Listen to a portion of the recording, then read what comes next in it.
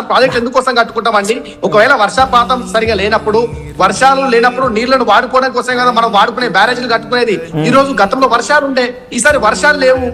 ఈరోజు metrological department చెప్తుంది ఎల్నిఓ ఉంది, వర్ష ప్రభావం చాలా తక్కువ ఉంటుంది అని చెప్పేసి. జూన్ వచ్చి జూలై ఉన్నాం సార్, ఇప్పటి వరకు రైతులు వరి నాటలేదు, వరి ఏదో మొలకలు వేసుకోలేదు, ఎందుకంటే నీళ్లు లేవు, వర్షాలు లేవు. కాబట్టి గతంలో పండిన ఇప్పుడు పండవా అంటే సార్, తెలంగాణలో ఉన్నటువంటి రైతుల పొలాలకు పంటలకు నీళ్లు ఇవ్వడం కోసం ప్రాజెక్టు కట్టుకున్నాం. దాంట్లో టెక్నికల్ లోపాలు వచ్చినాయి. దీనికి కారణం బాధితుడు అసలు ముఖ్యంగా కేసీఆర్ గారే, నేను కాదంటలేను. కానీ రైతులను ఎందుకు వీళ్ళను బాధ్యులుగా చేస్తాం, రైతులను ఎందుకు శిక్షిద్దాం? మనోజ్ గారు నేను ఒక విషయం చెప్తా, మీరు చెప్పండి. తెలంగాణ ప్రజలుగా మనందరికి హక్కా కాదా? కాళేశ్వరం మీద హక్కు ఉందా లేదా? బాధ్యత ఉందా లేదా? రైతులకు నీళ్లు ఇవ్వాల్సిన బాధ్యత ప్రభుత్వం మీద ఉందా లేదా? ఇది ఒక విషయం మనం మాట్లాడదాం సార్ ఓపెన్ గా.